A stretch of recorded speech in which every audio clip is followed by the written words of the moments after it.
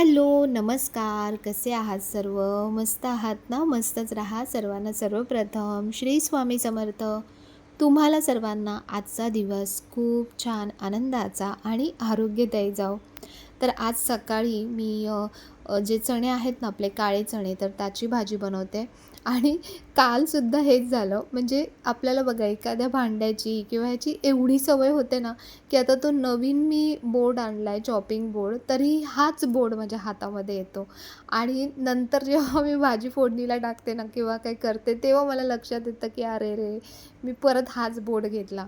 आणि काल पण एका ताईंनी कमेंट केली होती, "अगं तू पुन्हा तोच बोर्ड वापरतेस, नवीन जो घेतलायस तो का नाही वापरत आहेस?"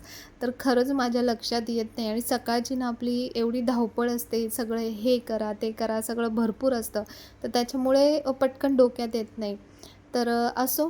तर आता ना सध्या आपण ज्या पण भाज्या खातोय किंवा तुम्ही काही नाश्ता करताय, तर त्याच्यामध्ये तुम्ही ऐकत असाल, की प्रोटीनचा समावेश खूप गरजेचा आहे आणि खरंच गरजेचं आहे. कारण सध्या ना बघा सगळ्यांचे म्हणजे अगदी लहान मुलांचे सुद्धा सतत हातपाय दुखणं वगैरे, केस लगेच पांढरे होणं, केस गळणं, ह्या भरपूर समस्या सगळ्यांच्याच येत चालल्या आहेत आणि त्याच्यामध्ये प्रोटीनचा पार्ट सगळ्यात जास्त असतो. तर म्हणून ज्या ज्या गोष्टींमधून आपल्याला प्रोटीन मिळतं, काळे वाटाणे म्हणा, पनीर म्हणा, हिरवा वाटाणा म्हणा किंवा सोयाबीन आहे, बऱ्याच गोष्टी आहेत प्रोटीनच्या आणि आता खूप सारे ऑनलाईन प्लॅटफॉर्म्स आहेत, की तिथून तुम्हाला भरपूर माहिती मिळते, की कशा-कशामध्ये काय-काय आहे. तर त्याच्या हिशोबाने किंवा त्याच्यानुसार आपण आपल्या आहारामध्ये बदल करत गेलो ना आणि ऋतूनुसारसुद्धा, की आता बघा आता पावसाळा सुरू झाला आहे. तर वातावरण आता बऱ्यापैकी छान थंड झालं आहे. तर आता ज्या गरम वस्तू आहेत म्हणजे शेवग्याच्या शेंगा, परत कडधान्यांच्या भाज्या, तर ह्या आता आपण बनवायला सुरुवात केली पाहिजे. जेव्हा उन्हाळा होता, तर तेव्हा आपण थंड ज्या भाज्या आहेत किंवा हलक्या पचणाऱ्या लवकर ज्या भाज्या आहेत, त्या आपण बनवायचो. तर आता आपण कडधान्यांचा जास्तीत जास्त वापर करू शकतो. कारण आता ज्या हिरव्या भाज्या येतात ना, तर त्या भरपूर माती असते त्याच्यामध्ये, चांगल्यासुद्धा येत नाहीत आणि खूप महागसुद्धा होतात. तर म्हणून कडधान्य, सोयाबीन, जी सांडगे बनवलेले आहेत ते, तर किंवा डाळी, असं बऱ्याच गोष्टी आपण रोजच्या जेवणामध्ये आपण वापरू शकतो.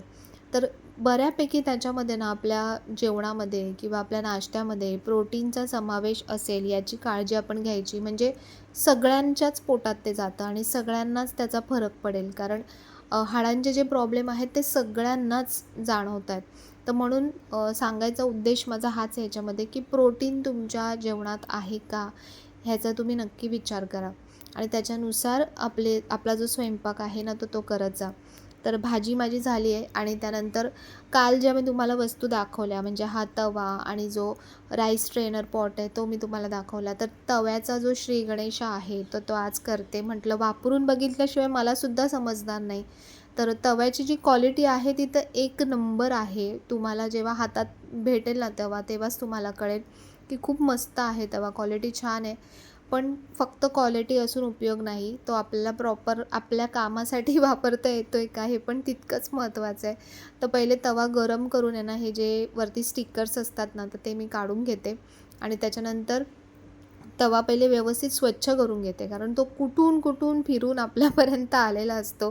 तर म्हणून त्याला पहिले क्लीन करून घ्यायचा आणि त्यानंतर हा जो तवा आहे ना, हा मी फक्त आणि फक्त पोळ्यांसाठी वापरणार आहे. कारण माझ्याकडे आता 2-3 तवे आहेत. तर ज्याच्यावर मी भाकरी वगैरे करू शकते. जे जुने तवे आहेत ते आता त्याच्यासाठी वापरणार आणि हा फक्त पोळ्यांसाठी वापरणार आहे. तर जे रेग्युलर डोसा वगैरे ज्यांच्याकडे बनतो ना, तर तुम्हाला सांगू अगदी परफेक्ट डोस्यासाठी तवा आहे. म्हणजे मल्टीच तवा आहे ॲक्च्युली हा. बऱ्याच गोष्टींसाठी वापरू शकतो आणि त्या ताईंकडे फक्त एवढ्याच गोष्टी अवेलेबल नाही आहेत. तर ज्या कढई आहेत म्हणजे विनोद कंपनीच्या ज्या वस्तू आहेत ना, तर त्या सगळ्या वस्तू त्यांच्याकडे अवेलेबल आहेत.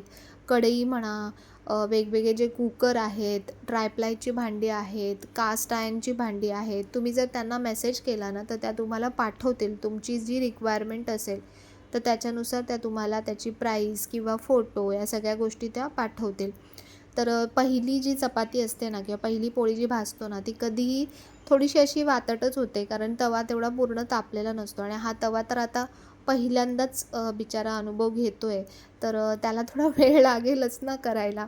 तर म्हणून पहिली चपाती काही एवढी म्हणजे खास व्यवस्थित भाजली नाही गेली. पण नंतर चपात्या मी शेकवल्या ना तर एकदम मस्त शेकत होत्या.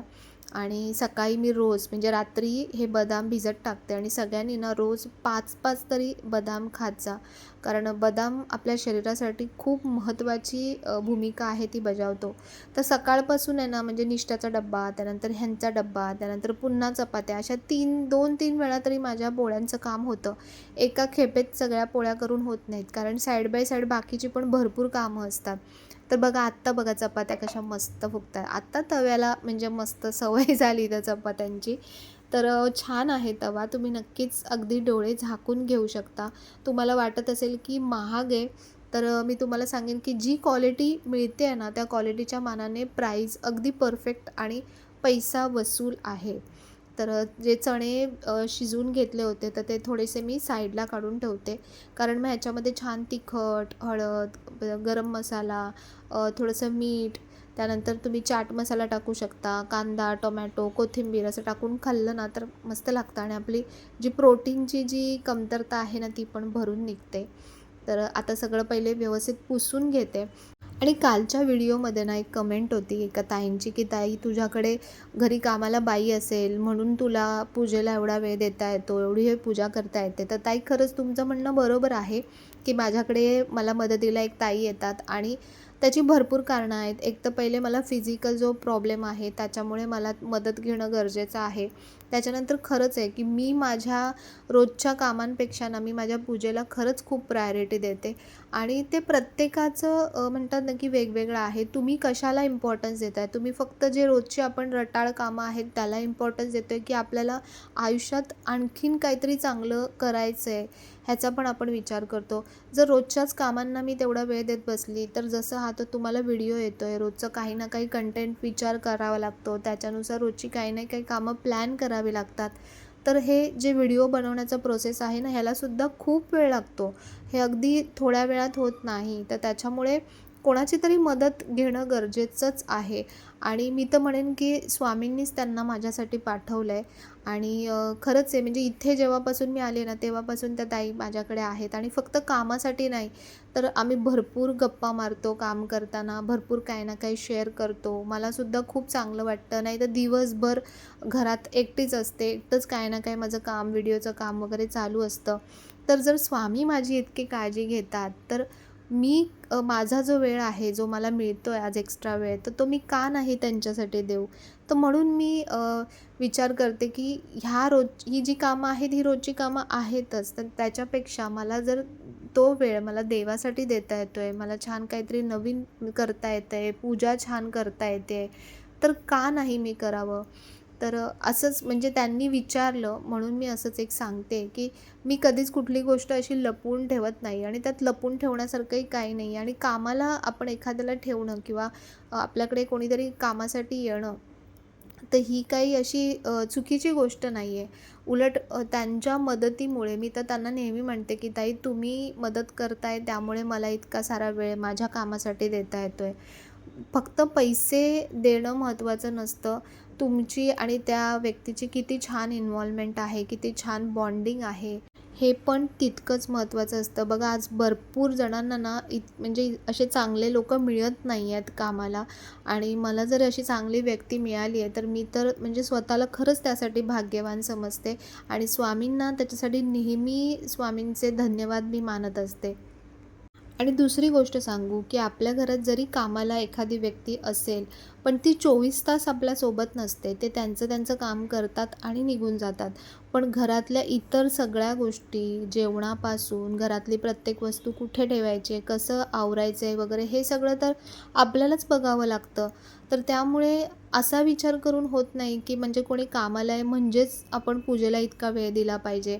जरी कोणी कामाला नसतं ना, तरीही मला जे आवडतं, म्हणजे मला जी आता पूजा करायला आवडते, छान सजवायला आवडतं, तर ते माझं जे काम आहे ना, ते मी तितक्याच आवडीने केलं असतं.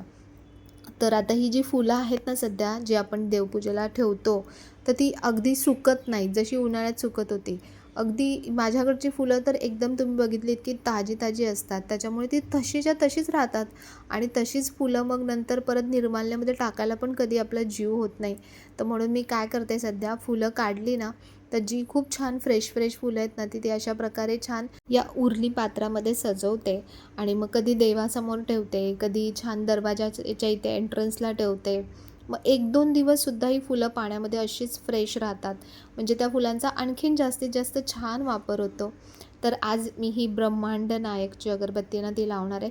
मागच्या वेळी मी तुम्हाला दाखवल्या होत्या बऱ्याच अगरबत्त्या आणि ह्या वेळेचा जो अगरबत्तीचा स्टॉक आहे ना दादांचा, मी तुम्हाला खरंच सांगते म्हणजे आधीच्या तर होत्याच चांगल्या, पण ह्या वेळेच्या अगदी वेगळ्याच अगरबत्त्या त्यांनी बनवल्या आहेत. म्हणजे ज्यांनी घेतल्या असतील, म्हणजे मी दाखवल्या त्याच्यानंतर ज्यांनी घेतल्या असतील, त्यांनीसुद्धा मला त्यांचा स्वतःचा रिव्ह्यू सांगा.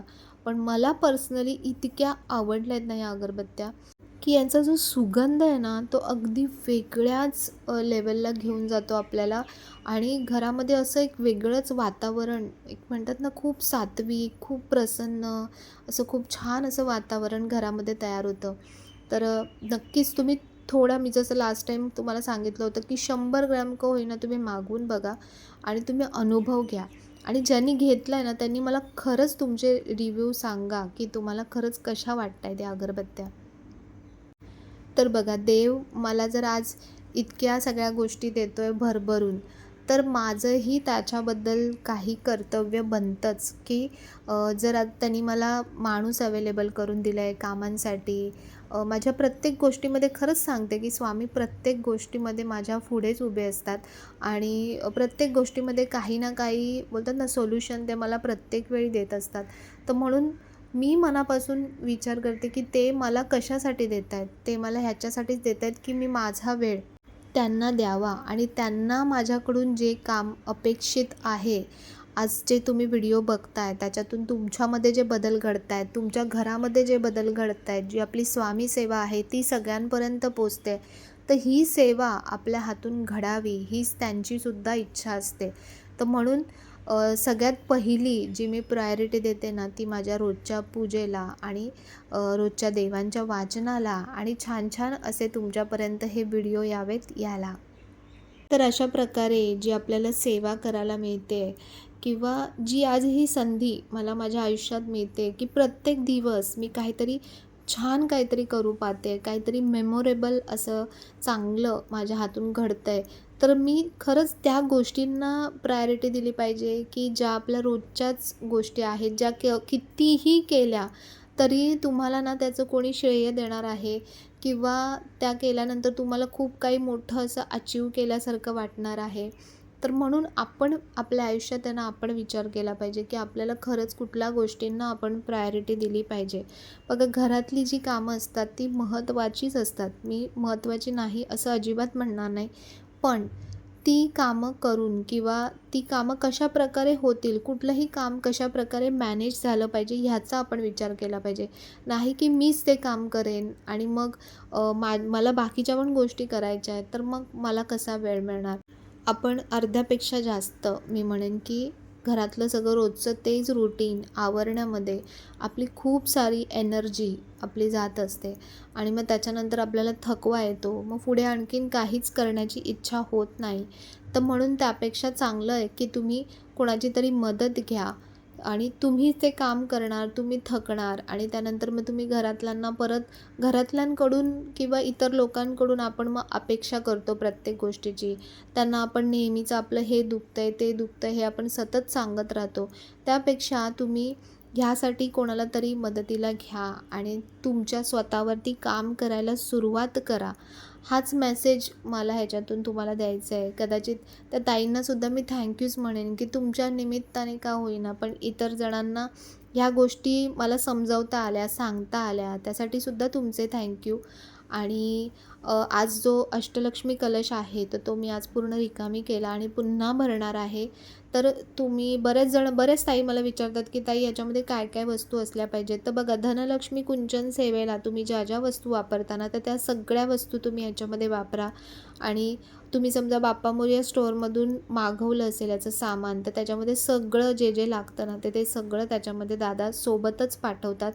माझ्याकडे ऑलरेडी कुंचनचं बरंचसं सामान होतं, तर म्हणून मी तेच सामान ह्याच्यामध्ये वापरलं.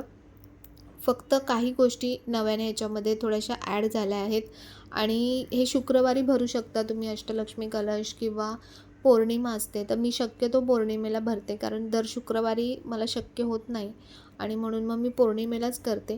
तर आज कलश पूर्ण रिकामी करते आणि याचे जे तांदूळ आहेत ना, बऱ्याच ताई विचारतात की तांदूळ कधी बदलायचे? तर तांदूळ तुम्ही 2-3 वेळा तेच तांदूळ वापरून त्यानंतर तुम्ही ते तांदूळ बदलू शकता, किंवा महिन्याची जेव्हा पौर्णिमा येते तेव्हा तुम्ही ते तांदूळ बदलू शकता. तुम्हाला कधी वाटत असेल की तांदूळ आता खराब होणार आहे, तर तेव्हासुद्धा तुम्ही ते तांदूळ बदलू शकता. आणि हे तांदूळ जास्त क्वांटिटीमध्ये असतात, तर म्हणून हे आपण जेवणामध्ये किंवा कशामध्ये, प्रसादामध्ये वगैरे आपण ह्याचा वापर करू शकतो. नैवेद्यासाठी वगैरे आपण याचा वापर करू शकतो. तर असा आजचा व्हिडिओ तुम्हाला कसा वाटला? आवडला असेल तर नेहमीप्रमाणे व्हिडिओला लाईक, शेअर, सबस्क्राईब नक्की करा. पुन्हा भेटूया आपण अशा छानशा व्हिडिओमध्ये. तोपर्यंत सर्वांना बाय आणि सर्वांना श्री स्वामी समर्थ.